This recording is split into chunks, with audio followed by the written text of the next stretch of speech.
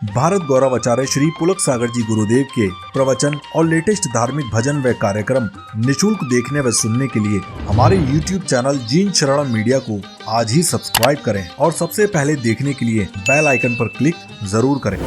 आदमी ज्योतिष में लगा है, आदमी वास्तु सुधारने में लगा है, बना बनाया मकान तोड़ देता है, वास्तु खराब है, बेचारे की मेहनत तोड़ ताड़ के नाश कर दी। मैं कहता हूं वास्तु को सुधारने से जीवन में शांति नहीं आया करती है। परिवार में व्यवहार सुधार लो, गलत वास्तु भी जीवन में आनंद दे दिया करती है। गलत वास्तु से भी जीवन में आनंद।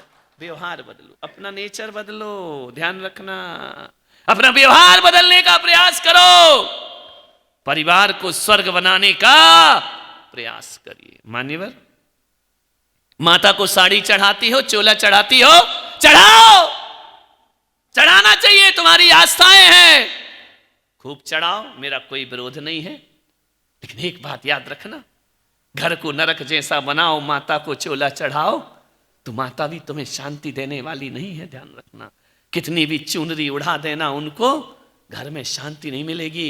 मैं आपसे निवेदन करता हूं, यदि माता को, पद्मावती माता को, दुर्गा लक्ष्मी को चोला चढ़ाने जाते हो मंदिरों में, तो मैं कहता हूं कि जब जब देवी का चोला लेकर के आओ, जब जब देवी की साड़ी लेकर आओ, तो अपने घर में एक सास को भी साड़ी लेकर के आना। मैं कहता हूं यदि सास को साड़ी चढ़ा दी तो जो शांति सास देगी ना, वो माता देने वाली नहीं है। ध्यान रखना, यदि सास प्रसन्न हो गई तो घर में शांति, क्योंकि अशांति का कारण माता नहीं है, अशांति का कारण तो राजमाता है। ध्यान रखना, इसको प्रसन्न कर लो, जीवन आनंद में हो जाएगा। ध्यान रखना, सासू को खुश रखो। बुढ़ापा है, अंतिम स्टेज है, एक दिन ये बुढ़ापा हम सबको भी आने वाला है।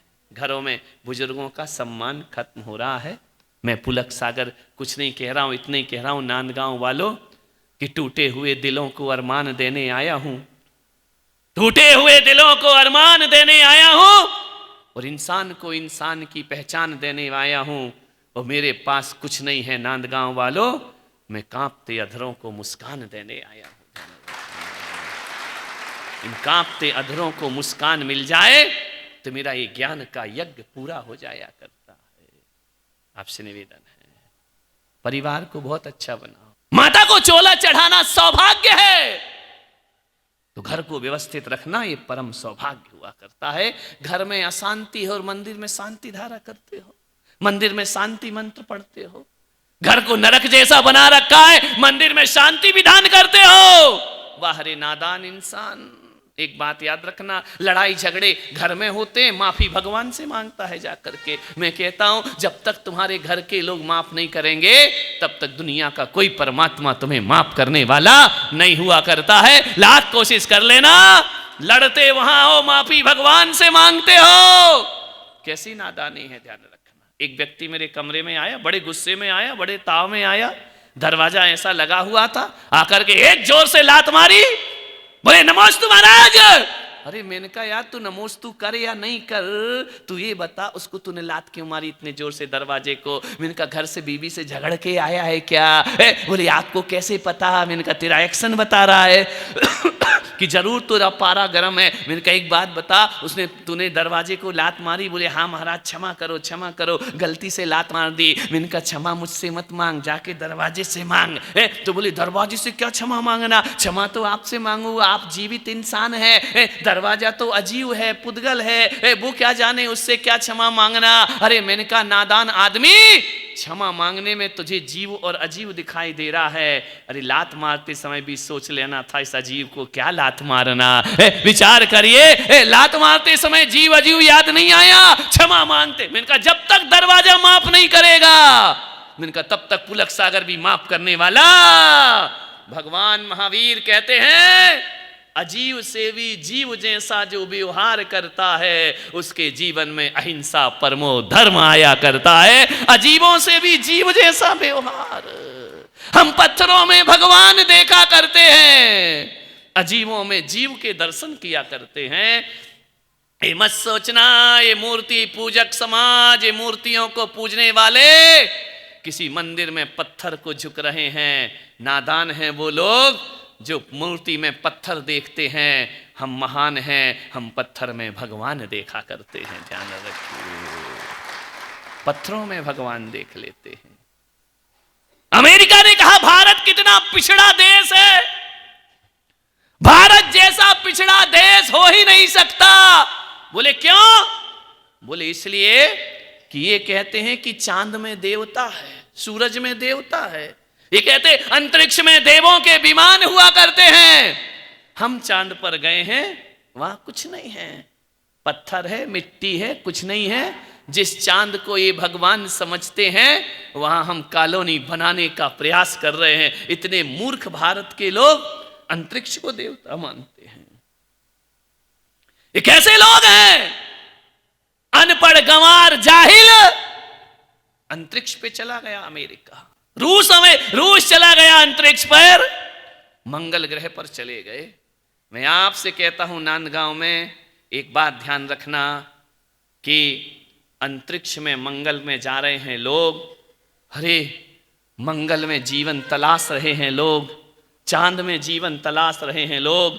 मैं पुलक सागर कहना चाहता हूं कि मंगल में जीवन मत तलाशो, अपने जीवन में मंगल तलाशो, तुम्हारा जीना सार्थक और सफल हो जाएगा। ध्यान रखना, हम भारत के लोग मंगल में जीवन नहीं तलाशा करते हैं, हम अपने जीवन में मंगल की तलाश किया करते हैं। ध्यान रखिए, मैंने अमेरिका से इतना ही कहना चाहता हूं, कोई बात नहीं, भारत के लोग यदि चंद्रमा को देवता मानते हैं, सूरज को देवता मानते हैं, नदियों को देवता मानते हैं, हम भारत के वो लोग हैं जो अग्नि को देवता माना करते हैं। हम वो लोग हैं कि जीते हों किसी ने देश तो क्या, हमने तो दिलों को जीता। हम पत्थरों को पूजने वाले लोग, हमने कहा हम पिछड़े हुए लोग नहीं हैं। और मैं पूरी दुनिया से इतना कहना चाहता हूं, इतनी भी तरक्की हमें नहीं चाहिए कि हम इंसान को इंसान ना पहचान सके। ध्यान रखिए, हमने कहा तुम कहते हो ना कि चांद में ईंट, पत्थर, मिट्टी हैं, हम उसे देवता मानते हैं। हम भारत के लोग हैं, हम भारत की प्राचीन साधु संतों की परंपरा के लोग हैं।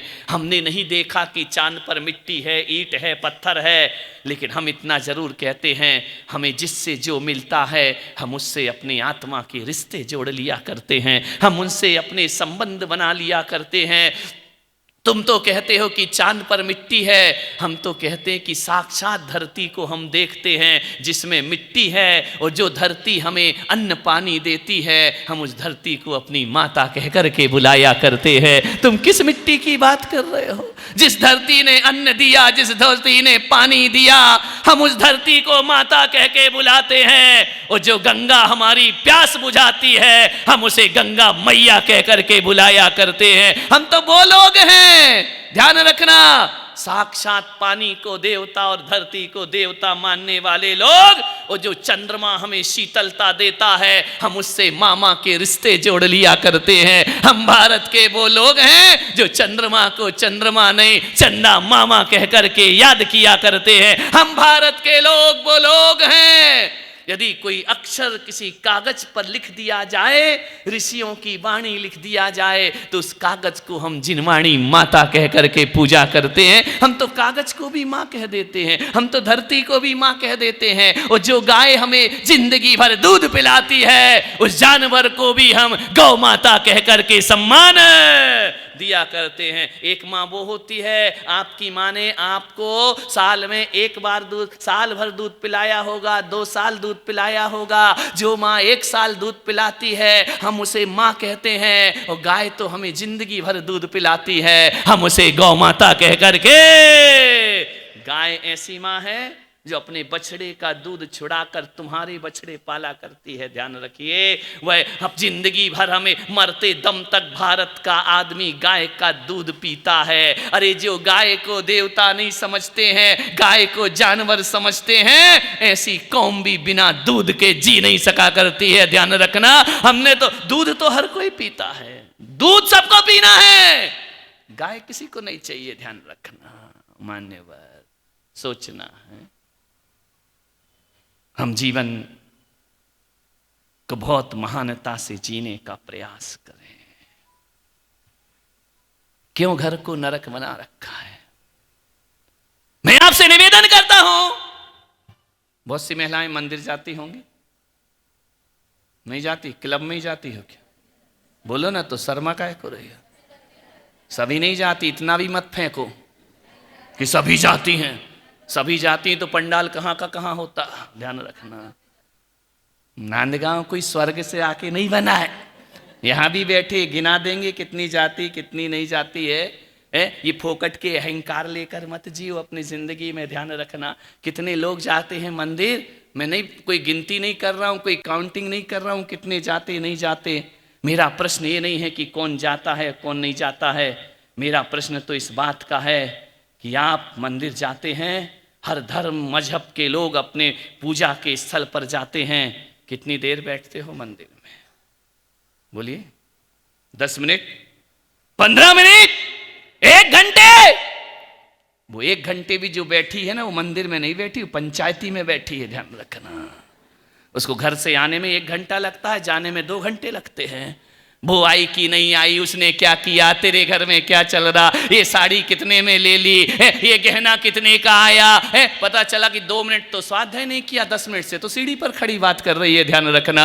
1 घंटे 2 घंटे में घर पहुंचा करती है, टाइम पास कर रही। कोई भगवान से, उसको भगवान में कितना मन लगता है? 10 मिनट 5 मिनट माला फेरते फेरते आदमी का मन नहीं लगता है। लेके रहता नमो रियंताणम नमो सिद्धाणम नमो रियंताणम नमो सिद्धाणम। आंख बंद करके माला फेरा, एक माला, एक मोती में मन, 2 में मन, 3 में मन। जैसे ही 10 में पहुंचता सोचता यार कहां गया वो 3 वाला, आया कि नहीं आया, कितनी देर और लगेगी। आंखें बंद हैं लेकिन फिर भी दिखाई दे रहा है थोड़ा थोड़ा।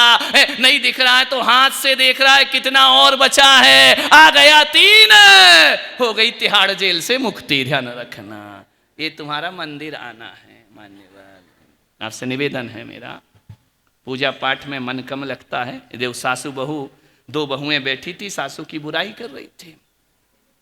मैं पहुंच गया, अपनी अपनी सासू की बुराई कर रही, मेरी सासू ऐसी, तेरी सासू ऐसी।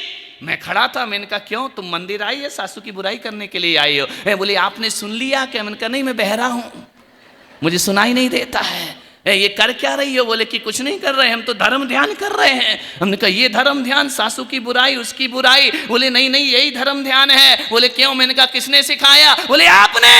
अरे मैंने कहा मैंने क्या सिखा दिया? बोले आपने ही कहा था मंदिर जाओ तो आलोचना पाठ पढ़ा करो। उनका जय हो तुम्हारे पंचम काल की।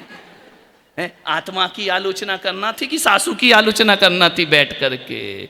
आदमी गलत अर्थ जल्दी लगाता है जिंदगी का। मान्यवर, आपसे निवेदन है, मंदिर जाते हो 1 घंटे, मान लो जोर दो बहुत तो 1 घंटा रुकता हो, नहीं तो 15 मिनट 10 मिनट यूं करता है, गंधोदक लगाता है, बाहर निकल जाता है।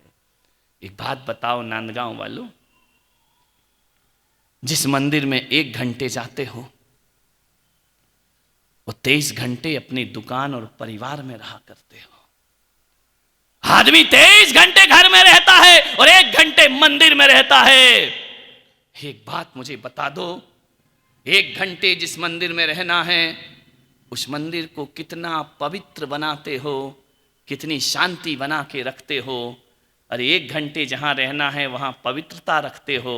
मैं पुलक सागर कह रहा हूं, अरे 23 घंटे जहां रहो उसे मंदिर जैसा पवित्र बना लो, फिर किसी और मंदिर में जाने की जरूरत नहीं हुआ करती है। जहां 23 घंटे रहना वहां कलह हो रही है, जहां 23 घंटे रहना वहां झगड़े हो रहे हैं, जहां 23 घंटे रहना है वहां अशांति का वातावरण है।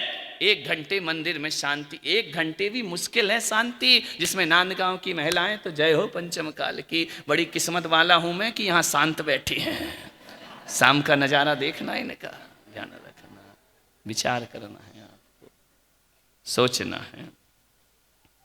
जिस घर में 23 घंटे रहना है ना, उस घर में शांति की स्थापना